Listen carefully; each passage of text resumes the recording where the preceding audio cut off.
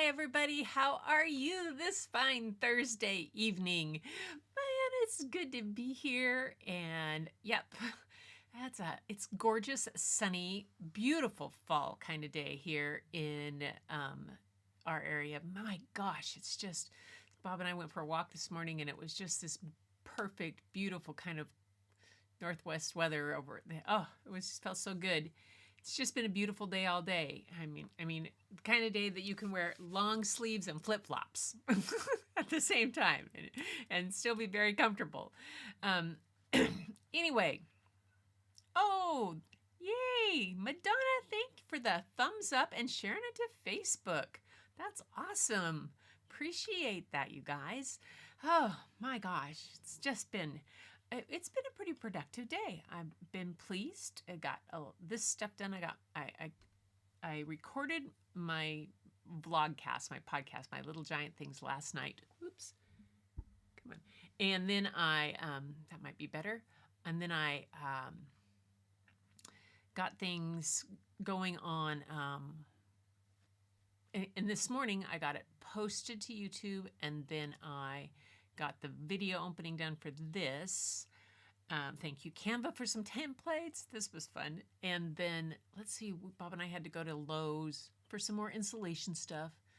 And then I came back and worked on switching my fulfillment vendor for my website, which is, yeah, I'm going to do it. It's just, just one of those things. Just lots of details you got to do, and it's going to make a ripple effect of all these things I have to get done. But that's okay. And yeah, anyway, I'm checking in. Linda's here. Yay. And Tamra is here. And Tamra's sent a photo of the info for her channel to Linda to check it out. Yay. And Madonna's great. And there's Julia Lee. Hi, Julia. Nice to have you here. Yay.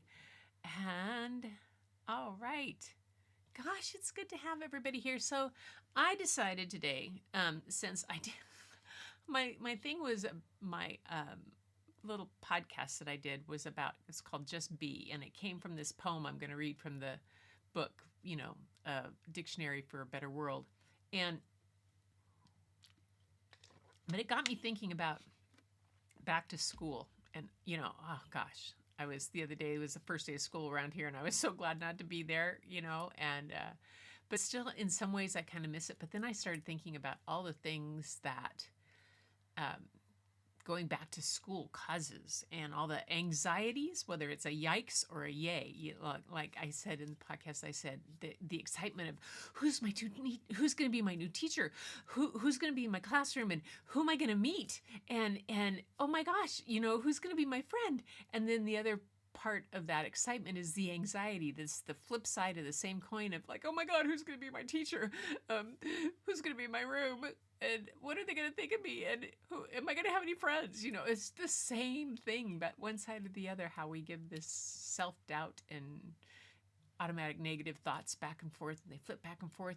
And you would think, and I helped kids for 35 years work their way through that on the first days of school and all through the year and everything, and new things. And you'd think that as an adult that we wouldn't have to deal with that so much, but nope, yep, it's still the same kind of stuff. And so when I came across this poem in this one, the next poem called Belonging, I thought it really fit and helped me get there. So I just saw, let's see, Madonna. Oh, there's Angie. Yay. Hi, Angie. Nice to have you here. I'm mad. Maddie. What? Angie, I can't. Hi, mad in anonymity. She's saying hi or she's mad. Oh my gosh. Hi, Madonna. Oh. Oh my gosh. There's days when you try to type things and nothing goes right. Today, I was trying to send a text to my daughter back and forth because I'm going to go down and watch the grandkids for a weekend before we go to Arizona. And everything was like it was like the next letter over, and it was just like, what? Yeah. Oh my gosh. So yay, Angie, I'm so glad you're here. I wish that I had that when I was in school. Yeah. Oh, and I didn't. It's a typo. Yeah. Anyway, so tonight, so the stories that I broke out, I have are a mix. It starts with back to school, but it also has this whole sense of belonging in a lot of them. It starts back to school, and then it's a little later in the year, the school with the second one, and then the other one doesn't have anything to do with school. If we get to that, if I quit yapping and we get to that one, because the first one's very short, and there's the poem. But anyway, yeah, all that stuff about just belonging and being. So we're going to start off with this one poem from the Dictionary for a Better World, and I'm going to go right up there. I got that set up. Belonging. Here it is. We're on B's. Whoa, we've made it so far. When I walk into the room, all I want to do is fit in. Can new friendships bloom? How do I begin? All I want is to fit in. With this fresh group of friends, I know it can't begin until someone bends. Dear fresh group of friends, how about you be you and I'll be me? When someone bends, that's the key. Yes, you be you and I'll be me, and new friendship will bloom. I turn the key and walk into the room. Yeah, I love that one. Oh, why is the page showing up on that? There it is. And this is a kind of poem that is called a pantoum. It's a series of cinquains with the second and fourth lines of each cinquain. I'm sorry, my camera's in the way, and repeats itself, and it does it in the opposite order. It's a very cool kind of poem. But then the author and illustrator said, they used the quote from Mother Teresa, "If we have no peace, it is because we have forgotten that we belong to each other." And I love this in the poem because belonging, the B-E, the B, the beings, how do we begin? We bend, and all of that, it was all fit with that to me. It just kind of is. She says that her family moved a lot when she was growing up. So it was far too often that she walked into a new town, a new school, and a new room. She says the year that they moved to Folsom, Louisiana, I was in middle school. It was in the middle of the school year, and I was particularly terrified. That's when my mother suggested we have a new kid party. This mother was brilliant. Before we left our old house in Tennessee, she got all the names of my new classmates from my soon-to-be teacher. And in between packing and unpacking boxes, I wrote out invitations to a party at our new house. When the day came for me to walk into that new room, having those invitations in my backpack made it a whole lot easier. Although standing in front of the class and reading the names off one by one still remains one of the scariest things I've ever done. But by the time we actually had the party the following week, friendships had already started to bloom. What a cool thing. It says, try it. How would your life change? How would you change if you reached out to someone today?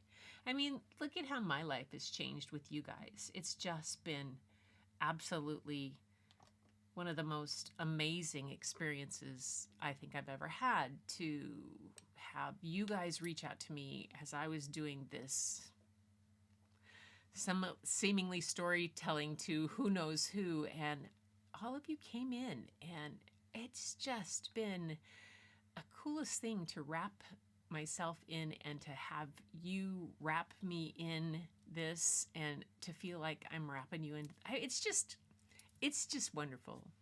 Bucket Filling Brigade, unite.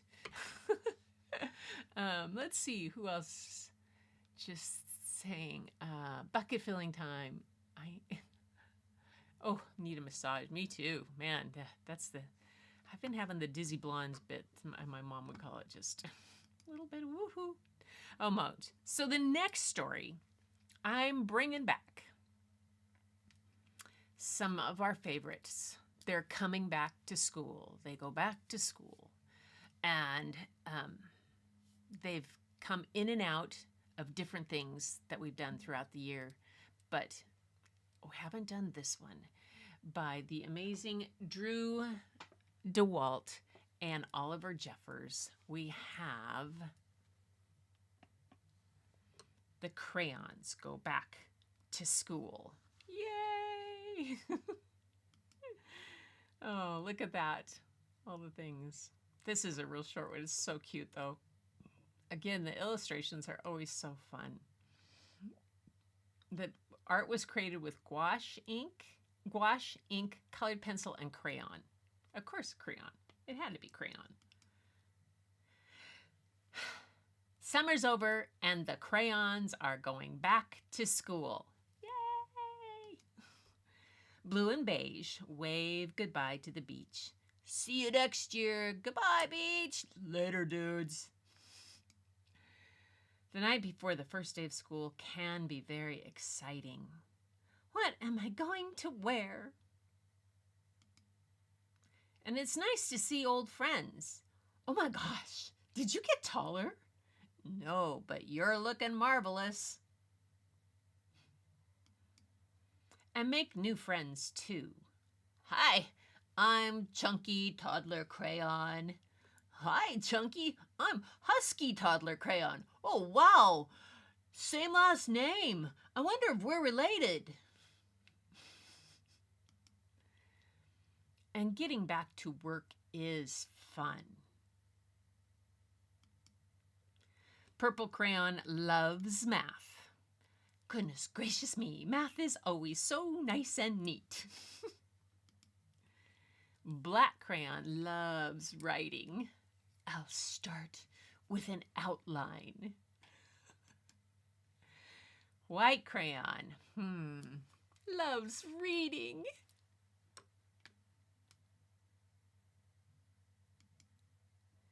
Yellow and Orange loves science. Hey, look! Jupiter is yellow and orange. Finally, something we can agree on. And they're all excited for art class, even if they make a mess. Actually, especially if they make a mess. Did someone say mess? That's The Crayons Go Back to School. There's one class all the crayons love. That's so cool. Fun. Yay, white crayon. I know.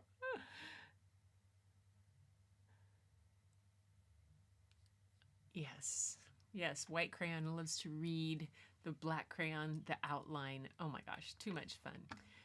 So the next book I mentioned, so the other day I read a book that was illustrated by Kevin Hawkes. It was the one, Westlandia. And we all just amazed at his illustrations. He's also did Library Lion, which I read to you some time ago.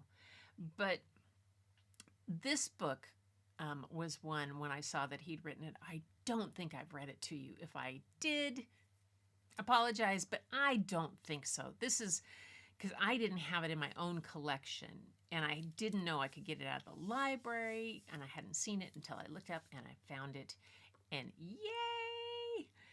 So this book is another book illustrated by Kevin Hawkes, and it's by Alan Madison. So I have to keep looking around, you guys. Sorry about that, because I have a phone camera over here that I use when I'm reading the story so that I can kind of have it, but it's kind of in the way of my book, so I have to look around and be sneaky, but not really. That's a way. So this book is called Velma Gratch and the Way Cool Butterfly. Now, Velma, I identify with a great deal. because she's the youngest of the Gratch girls, and I was the youngest of the Walker girls. And when I walked into school the first day, people kind of had expectations of me, that I would be like Sarah or like Patty or like Carolyn, and I wasn't really like them at all. So anyway, but this is Velma Gratch and the Way Cool Butterfly. Look at this. Okay, and these are names of butterfly caterpillars that she has on that page. Velma Gratch and the Way Cool Butterfly. Scoot over past this stuff.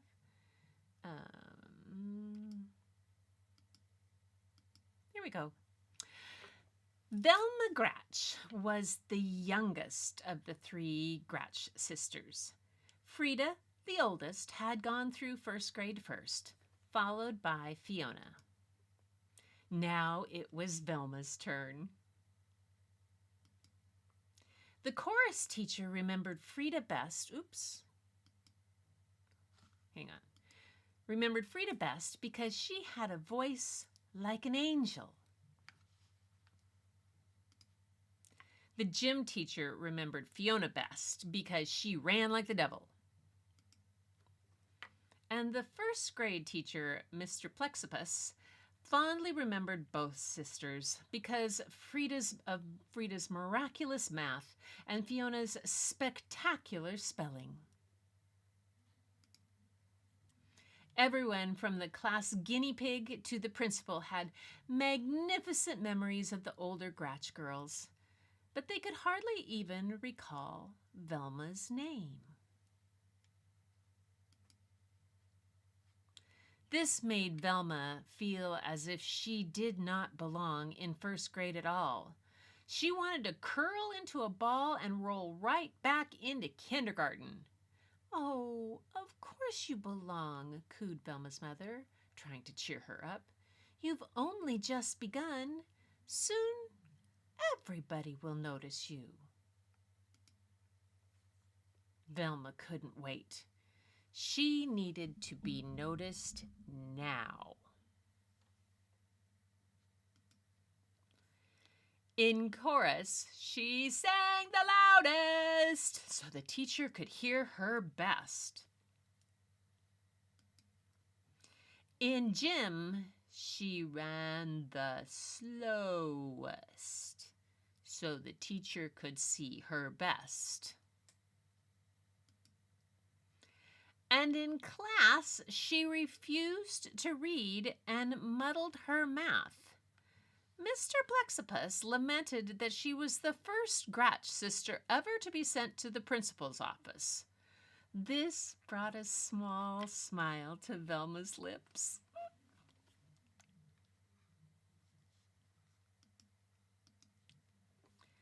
"Littlest Gratch, why are you singing so loudly in chorus and running so slowly in gym?" inquired Principal crossly.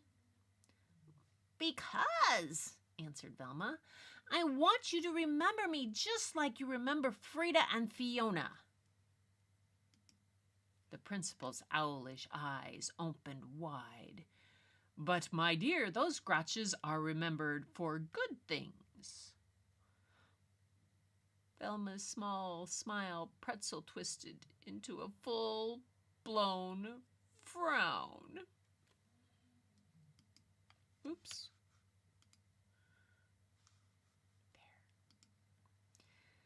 Science was Velma's favorite subject. She had learned many fabulous facts, like how a rainbow is born and why a volcano burps, and the latest lesson was about butterflies. Mr. Plexipus explained that a butterfly starts as an egg, the egg turns into a caterpillar, the caterpillar disappears into a chrysalis, which is a little sac and does not come out until it's changed into a beautiful butterfly. He called this changing metamorphosis. Velma didn't want to forget this extra long word, so she repeated it again and again and again as she walked home. Metamorphosis, metamorphosis, metamorphosis. Frida, when you were in first grade, did you study butterflies? Velma asked her oldest sister. No, we learned worms, Frida replied. Fiona, when you were in first grade, did you study butterflies? Velma asked her middle sister. No, we found out about frogs, Fiona stated. Well, said Velma proudly, we are studying butterflies and metamorphosis. Well, that's way cool, Frida declared, and Fiona bobbed her head in a way cool agreement. Velma read everything in the library about butterflies. She discovered there were 20,000 different kinds, which was a lot. She adored the ones with colorful names, brown elfin, frosted flasher, sleepy orange, and the ones with funny names.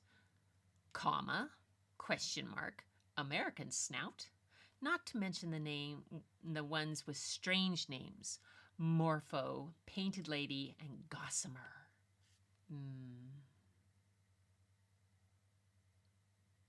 Wow.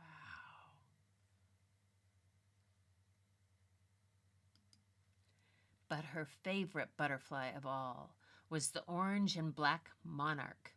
When it got cold, all the monarchs would fly south to Mexico to stay warm.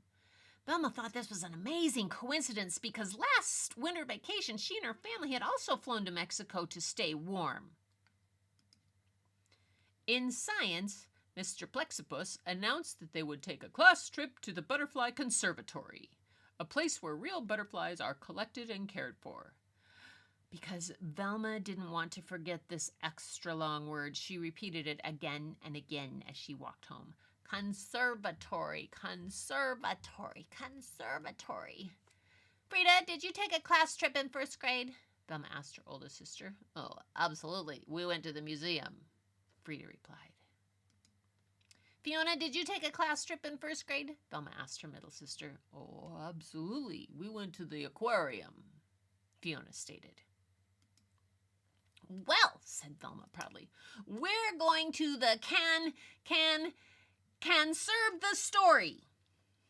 Well, that's way cool, Frida declared, and Fiona bobbled her head in a way cool agreement.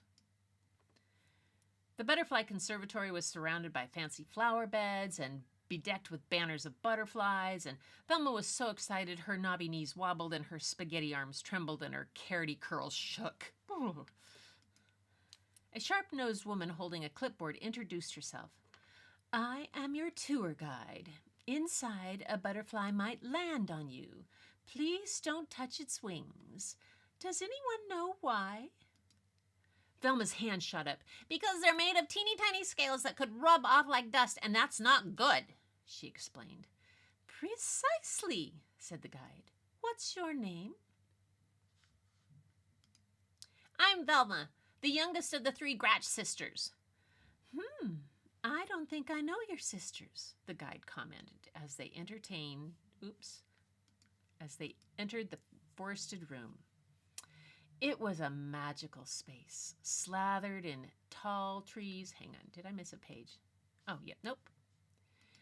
It was a magical space, slathered in tall trees and tangled vines.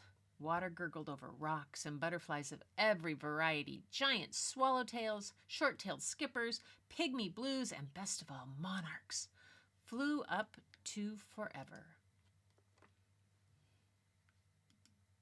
The guide explained that when it got colder in a couple of weeks, she would take the monarchs to the park and let them go free so that they could fly to Mexico. This traveling was called migration. Because Velma didn't want to forget this extra long word, she repeated it again and again and again as she walked through the rainforest. Migration, migration, migration. A gorgeous green comma rested on Randy's head. The class oohed. A baby brown elephant settled on Sandy's nose. Oh, the class awed. A big blue morphle alighted on Andy's shoulder.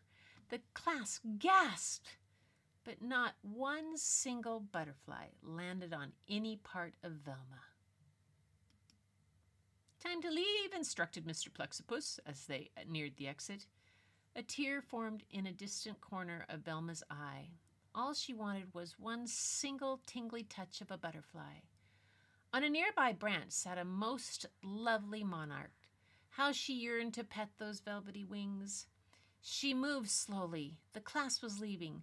One more inch. It was so pretty. She froze. If she touched its wings, it might...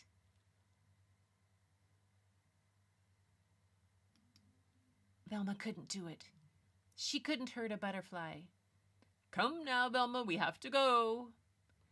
Sadly, Velma turned away, and at that very moment, the most marvelous thing happened. The monarch hopped from its branch and roosted right on Velma's finger. Delicate wings slowly folding, antenna twitching, weightless and wondrous, the insect sat.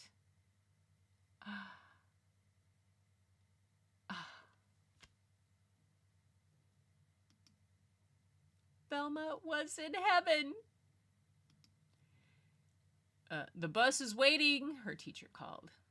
Velma placed her finger next to the branch. Bye-bye, butterfly, she whispered. But the monarch didn't move. We're closing, said the guide. Velma lightly blew on the butterfly. It didn't budge.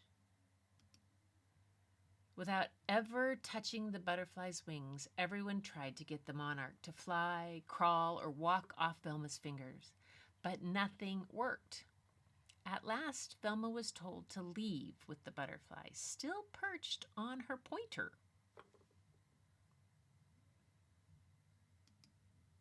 It stayed there on the bus ride home. Oh! It stayed there when she slept, and was still there when she woke. It stayed during gym, math, reading, ballet, soccer. Day in and day out, it stayed put on that pointer. Oh. Soon everyone from the class guinea pig to the principal knew about Velma and her butterfly. Mr. Plexipus lamented that Velma was positively the first grouch ever to be sent to the principal's office twice. This stuck an oversized frown on Velma's face. Velma, Principal crossly commanded, it's time for the butterfly to go. Oh, I've tried to get it to go, Velma moaned, but it just won't. Well, no one will ever forget this, the principal fumed. Velma's pretzel twisted into a small smile. Hey, I know what to do, she proclaimed. My gray son. Velma paraded Principal Crossley, Mr. Plexipus, her class, Frida, and Fiona to the park. Car horns honked. People yelled, but despite all the commotion, the monarch did not move. A cool wind from the west blew through the field. In the middle stood the tour guide from the conservatory, carefully opening an enormous sack. A single monarch butterfly stepped out, looked around, and flitted away. It was trailed by 10, then 10 more, soaring up and up until the sky overflowed with thick clouds of orange and black.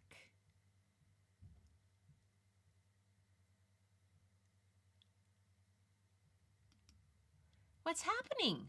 Wondered Frida. Why are you letting them go? Demanded Fiona. Migration, answered the guide. My gray son, repeated Velma. The wind tousled Velma's hair and tickled her butterfly's wings. The monarch jumped onto her nose, as if to give her a kiss, and then took flight to join its friends. Over the treetops it flew, over the skyscrapers and up into the wild blue, orange and black yonder, on its way to Mexico. Velma! Shouted Principal crossly, and every eye turned toward her. Oh no, fretted Velma, sure she was about to become the only Gratch ever to be sent to the principal's office 3 times. That was way cool, the principal said, and all, one and all, bobbed their heads in a way cool agreement. Then, with her fine finger where the monarch had sat still a tingle, Velma, followed by her 2 sisters, floated home. And that's Velma Gratch and the Way Cool Butterfly. Alan Madison is the author of The Littlest Grape Stomper and Pecorino's First Concert. On top of being a way cool film and television writer, he recently migrated to the Upper West Side with his wife and their 2 kids. Yes. So, what'd you think of that one, you guys? Migration. Oh, I'm glad you like it, Madonna. I'm glad. Oh my gosh. Best school subject, nature. Yes. Oh, I love that book. That book made it into our Washington Children's Choice Picture Book Award nominees. Gosh, I can't remember, but I know I was still teaching, and it was one of the ones I read, and the kids loved it. And of course, when I taught first grade, for years when I taught first grade, we did a butterfly unit every year where we would have the whole butterfly kits, and the kids all got their own little thing on their desk that had a larva in it and then food, and they'd get it to grow, and then we'd put them in and they'd attach, and then we'd watch this whole thing, and it was a whole big science stuff all, and we'd track it and write about it, and it was a big deal. Butterflies are a big deal for first graders. Always. Always, always. So what time is 7:03? Oh my gosh. Are you guys up for another one? This has nothing to do with school. It's just another one illustrated by Kevin Hawkes. And it's so funny. It's kind of a little bit of a tongue twister for me. So if you have to go, I understand, but it's hilarious. The illustrations are great. And it's called Meanwhile Back at the Ranch. And it's hilarious. I laughed and laughed and laughed. So I thought, since the other 2 were short, I could maybe get away with a 3rd story. What do you think? Yes? Yes! Love butterflies. 9:04. Yay! Yes, please. Okay. So on to the next one. Meanwhile, Back at the Ranch by Anne Isaacs. It's one of those tall tales kind of things. And I apologize for my mouse jumping things forwards. It had gone almost dead, so I charged it up, and it seems to be particularly pleased with being charged because it's jumping things all over the place. Anyway, so that happens. Meanwhile, Back at the Ranch. It starts with an opening. To those who read this tale, notice is hereby given. Under full penalty of law, exaggeration is forbidden in the state of Texas. No Texan may decorate a plain fact except if that person is an elected official or anyone who has ever ridden a horse. In such cases, all exaggeration must be restricted to the first 24 hours past sunrise. I love that. Oh, meanwhile, Back at the Ranch. What is the art done with? Does it say?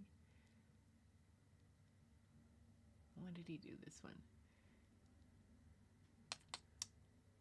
Doesn't tell me what it is. Illustrations were rendered in open acrylics and Prismacolor pencil on Bristol board. It did tell me. Yay. Meanwhile, back at the ranch by Ann Isaacs, illustrated by Kevin Hawkes. You'll see there, this opening page is the main character and other people looking over her shoulders. On the 4th of July, 1870, the widow Tulip Jones of Greater Boar, England, inherited $35 million and a ranch at By Golly Gully, Texas. She moved out there at once. She brought 2 trunks of tea and her 12 pet tortoises, January, February, March, and so on, in order of age down to little December, who was not much bigger than the period at the end of this sentence. 3 servants came along as ranch hands: Lindsay, Woolsey, and Calico. They arrived in the middle of the hottest summer Texas had ever known. By Golly Gully was so hot that chickens laid hard-boiled eggs, and lizards hobbled around on tiny stilts to avoid burning their feet on the ground. "Grab your hose, girls," said Tulip Jones. "We're going to plant a garden." She soon found that everything raised on Texas soil grows faster, bigger, and better than anywhere else. Lindsay, Woolsey, and Calico had to climb a ladder to pick tomatoes. Potatoes got so big that it took only 7 of them to make a dozen.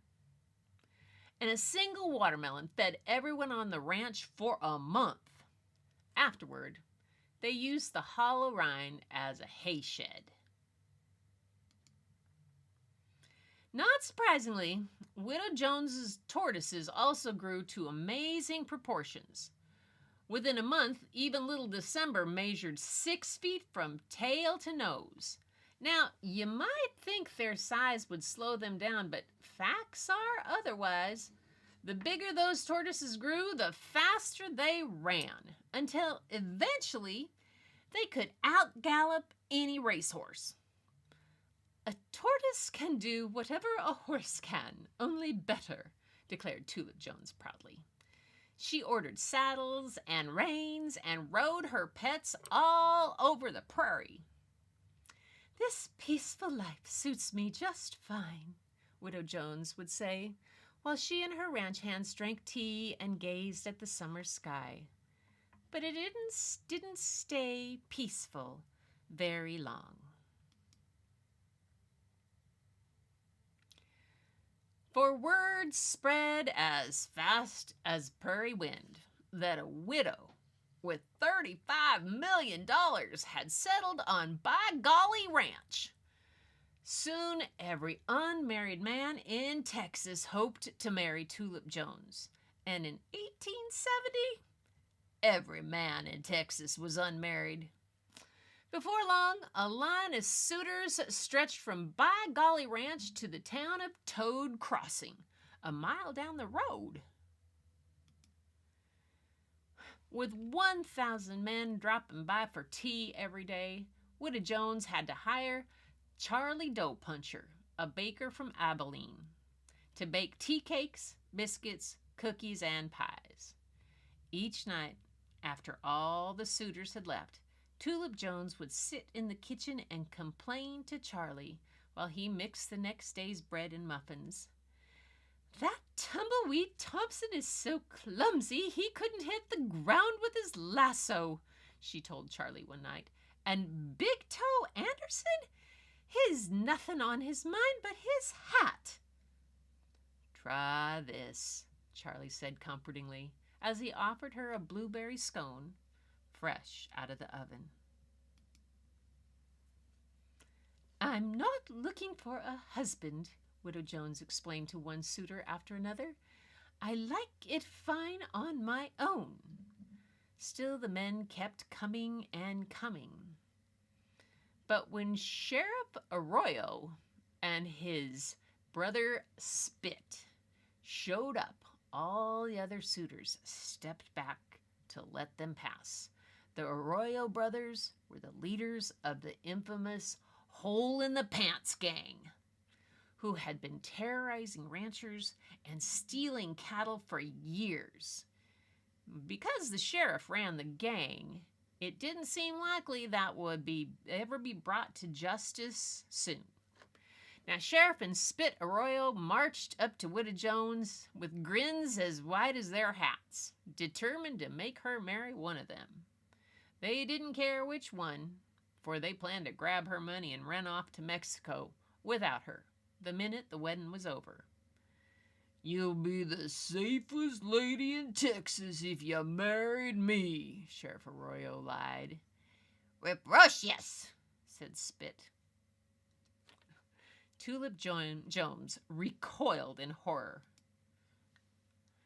"Those Arroyos are so mean. Dynamite wouldn't hide from them," she told Charlie Dough Puncher that night, while he frosted ginger snaps. Charlie set a pile of cookies before the widow. "Try this," he said, his kind face wrinkling with concern. "I don't think I can stand another day of these suitors, Charlie," said Tulip Jones. "I've got to find a way to get rid of them." All that night, she paced across the porch, munching on Charlie's cookies and thinking. By the time the sun rose, she had a plan. "Girls, this is the last day you'll have to wash dishes for 1,000 men," she told the ranch hands at breakfast. "I'm going to get rid of the suitors for good." "Hooray!" shouted Lindsay, Woolsey, and Calico. "I'll give the suitors a task and promise to marry the man who succeeds," Widow Jones explained. "But it will be an impossible task," she added gleefully, "so everyone will fail." "But what if someone succeeds?" asked Calico. "Succeed?"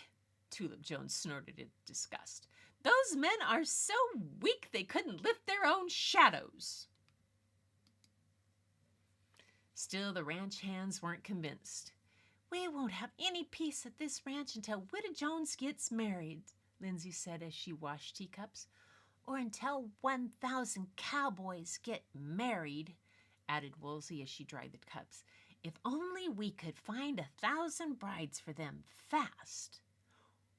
"Oh, maybe we can," said Calico with a sly grin as she set clean cups on the shelf. "I've got an idea." And later that day, the Pony Express carried a notice from the By Golly Ranch to be printed in every newspaper in America. "Brides wanted, 1,000 cowboys available, free to good homes, lariat and hat included. All guaranteed purebred Texan. Limited offer, act fast, reply to By Golly Ranch, Texas." Meanwhile, back at the ranch, Widow Jones announced her challenge. "I'll marry the man who can make the Rio Grande River flow backwards."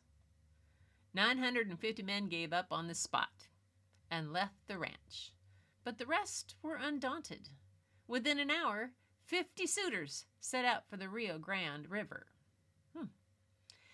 "This ranch will be a heap quieter from now on," Tulip Jones told Charlie Dough Puncher cheerfully. "Try this," Charlie replied with a smile as he pulled a blueberry tart from the oven. But before the day was out, to the astonishment of Widow Jones, 4 men succeeded in making the Rio Grande flow backwards. Now, Big Toe Anderson piled sand in the shallowest tributary to make a dam. The river water rose and rose on the upriver side until it started to push itself backwards. Tumbleweed Thompson bought every loaf of bread in Texas and lured 10 million ducks downstream with breadcrumbs. As 20 million webbed feet paddled hard against the current, they slowed the mighty river, stopped it, and finally pushed it backwards. Now, Spit and Sheriff Arroyo found an easier solution. They dug a small ditch next to the river and diverted a trickle of water into it, flowing in the opposite direction. You didn't say how much had to flow backwards, the sheriff reminded Widow Jones, and she had to admit that this was true. Guess I need another task, the widow said, fighting discouragement. She thought quickly and handed each man a pail, saying, I'll marry a man who can fill this with stars. Night was fallen as the 4 suitors rode off. Meanwhile, in cities and towns all over America, 1,000 hopeful brides-to-be sewed wedding gowns and veils and boarded trains bound for Texas. Next morning, the Arroyo brothers returned to By Golly Ranch alone. Each held a pail of small rocks. Caught ourselves some shooting stars, widder, said Sheriff Arroyo. You can't prove those rocks fell from the sky, protested Widow Jones. You can't prove they didn't, replied the sheriff. Reprocious, shouted Spit. Once again, Widow Jones had to give in.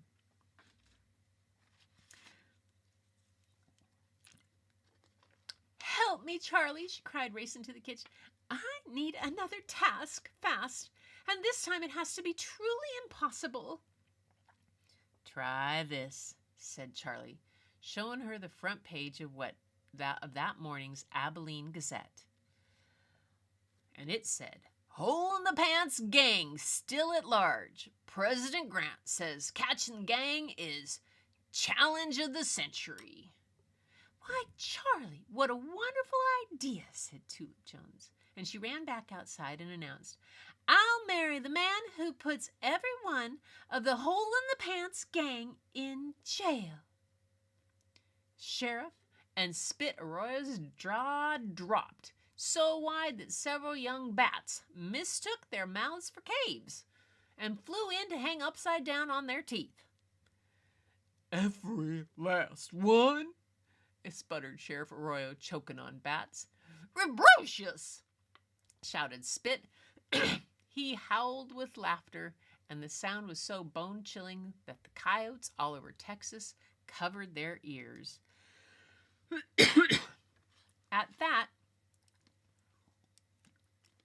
the Arroyo brothers rode off, and for the rest of the night, Tulip Jones paced across her porch, sharing her worries with Charlie.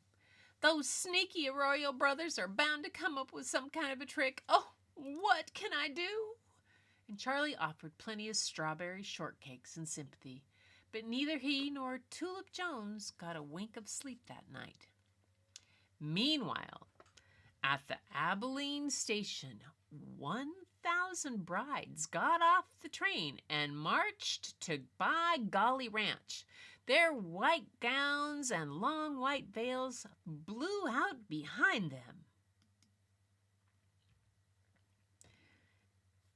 Is it snowing, or am I seeing ghosts? Widow Jones asked her ranch hands the next morning as the brides appeared on the horizon.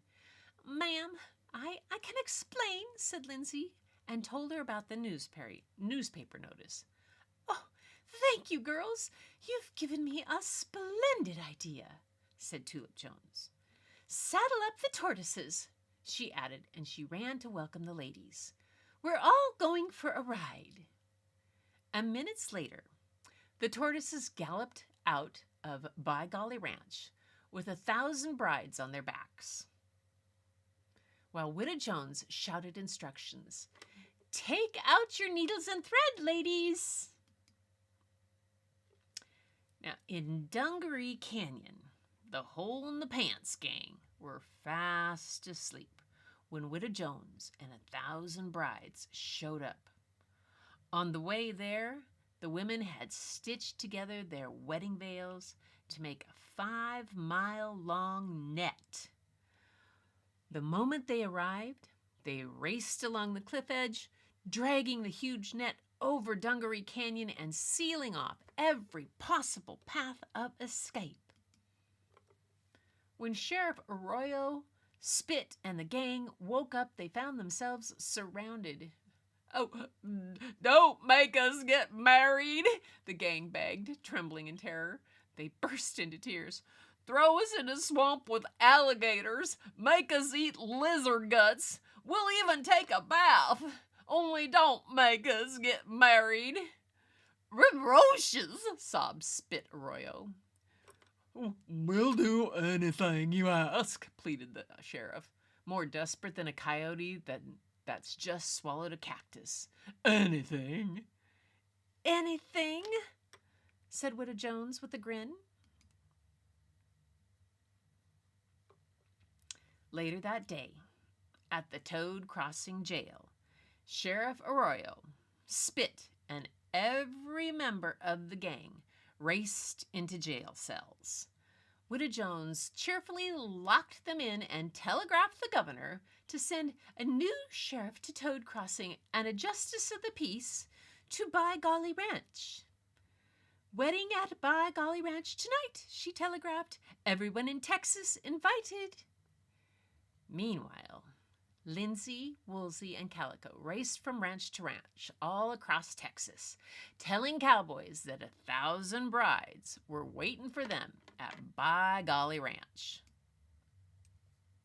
Meanwhile, back at By Golly Ranch, Charlie Dough Puncher poured 7,000 eggs, 10,000 gallons of milk, 200 lemons, 1 ton of butter, 2 tons of sugar, 40 pails of baking powder, and 4,000 pounds of flour into a mile-wide meteor crater, and mixed the batter by paddling around in a canoe.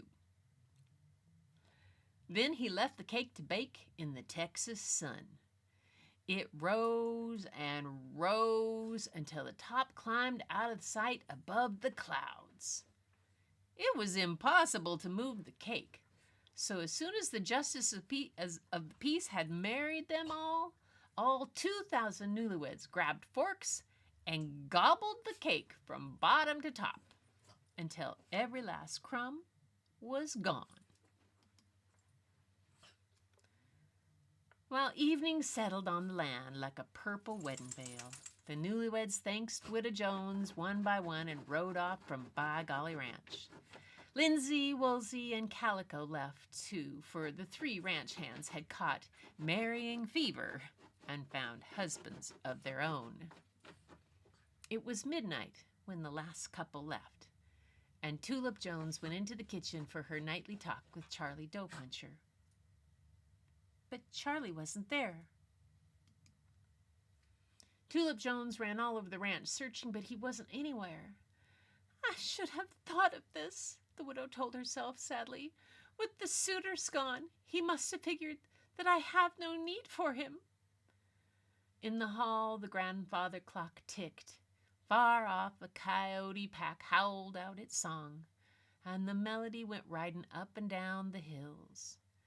But I do need him, Tulip Jones declared, and tears came to her eyes. Suddenly, she heard a wagon and saw a lantern swinging from the top rail. Charlie, she cried, lighting up like a firefly as she ran out to meet him. I'm so glad to see you. Try this, Charlie said, and he smiled as he handed her a small box. Inside was a wedding ring. And back at the ranch, they lived happily ever after. The end. Oh, I love that. Ann Isaacs, author of that, is the acclaimed author of Swamp Angel. Oh, that's a great book. A Caldecott Honor Book and Boston Globe Horn Book Honor Book, and its sequel, Dust Devil. Her other books include The Ghosts of Luckless Gulch and Torn Thread. She lives with her husband in Berkeley, California, near her grown children and her grandchildren. Yep. And that is that one. Oh my gosh. Isn't that a beautiful illustration? What a mom.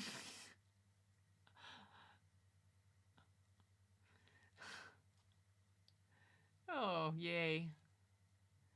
I'm glad you guys like that one. Isn't it funny? It's hilarious. It's just, I, they're just, it was funny when those tall tales, they get like that, and the way they started it with that whole bit with the eagle about no exaggeration allowed in Texas. As if. Oh, that was a fun one. Yay, Angie, I'm glad you liked it. Oh my gosh. Okay, you guys, so it is almost 7:26 on my clock, which means we've been cruising for nearly an hour. Sunday, I will be here with story and art, and so send your things in. It may be looking out toward the end of September. I might be taking a few weeks off because we're going to be heading to Arizona, and we'll be driving, and then I'll be watching the kids, and so I'll still have to check and see whether or not I have them doing any, but I might take a vacation. I might, but I don't know. I'll see. I've got some books to put in the tank so I can do some premieres for you guys and put those up, but we'll see how that goes. But that's not for a little bit. I still got a couple 3 weeks, and yeah, because we're not leaving till the 28th. But then the weekend before that, I'm heading to Eugene to watch the other kids for a weekend. Taking the train down. Yeah, that'll be fun. Anyway, best hour of my day today. Oh, thank you, Linda. That's so nice for you to say. I just love that. I'm glad you liked it. Those funny tall tales just are the kind of things to make our day. So until then, make sure you send in stuff for Sunday. Live art in the subject line. Hit the like. You guys do the like and subscribe. You're already all that kind of stuff. Share this out with anybody if you think of anybody that might like to hear that. I can't think of what else I've got going on.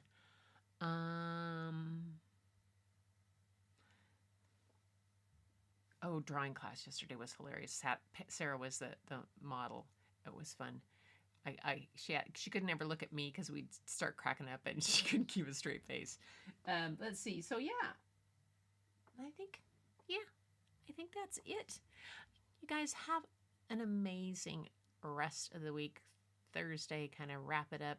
I always kind of like to wrap my week up on Thursday and kind of do a review of stuff rather than on Friday, because Friday I can, do other stuff. If I take care of it on Thursday, then I'm ready to go. So I hope you guys have a fabulous weekend and are taking care each and every place. But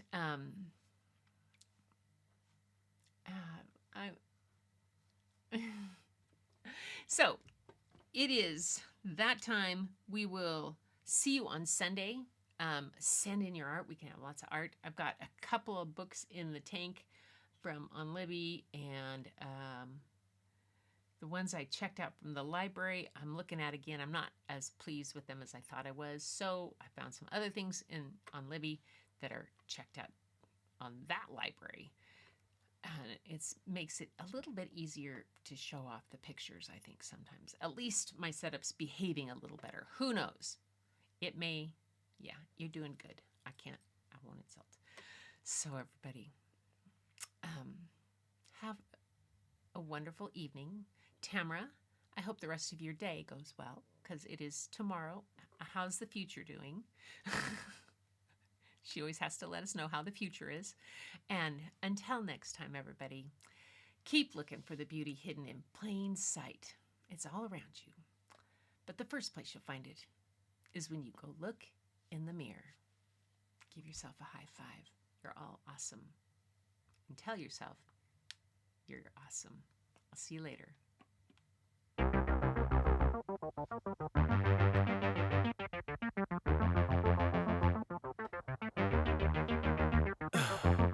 In the heat of the night, we could get lost in all the lights and sounds.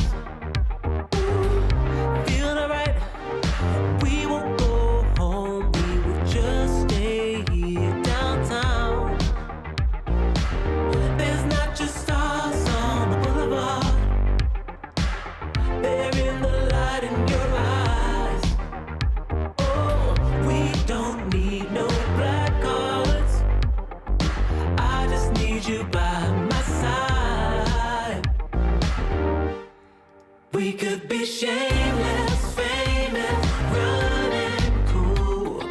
the love